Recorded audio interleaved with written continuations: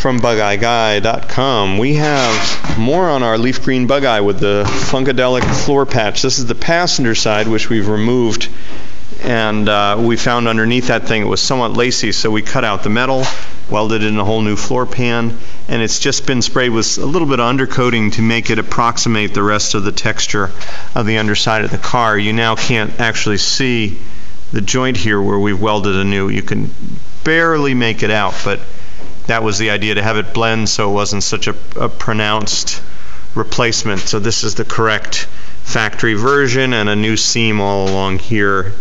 Now, we did have a major issue up in here that we had to address, and that was this whole front section was basically fallen out, and so we've repaired all that and again sprayed some undercoating to protect it, but now there's a solid sheet metal foundation.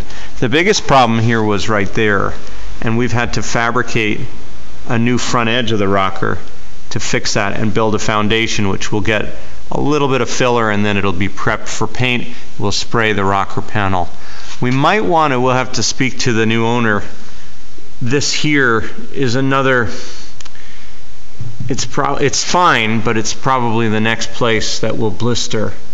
So we may want to cut that out and fix it while we're here. You can see there's a little bit of a bow here, and that's because there's some filler.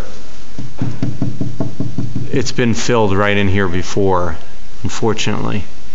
You know, this is it's kind of a sad thing to see. You've got a number of bad choices made by the last restorer here. Thankfully that light's pretty durable.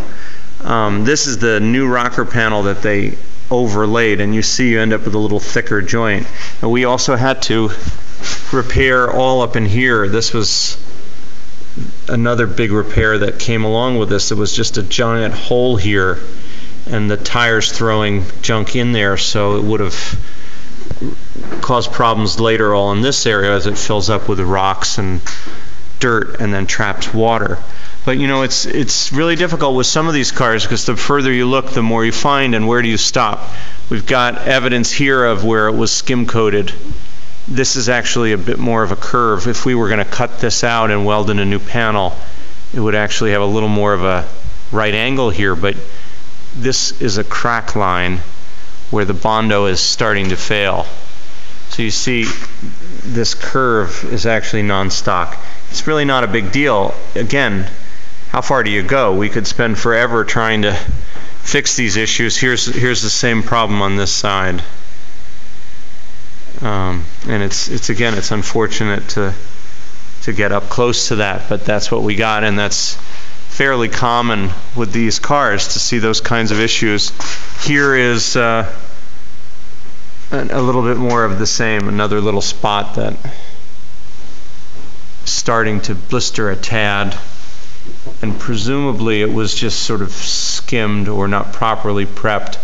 And this one might just grind off and then get repainted if you were going to go nuts, but it's also going to be fine for some time in the future. It's just not ideal. Anyway, this car is making great progress.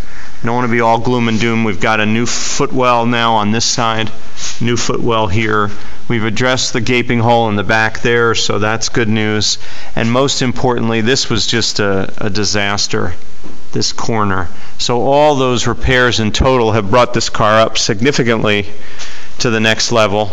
We've also got a new bumper mount here that's been restored, and so there's a lot that's come quite nicely, and next we'll get into filling this gaping hole and putting the engine and a new transmission back in. That's what's up at Bugeye.com.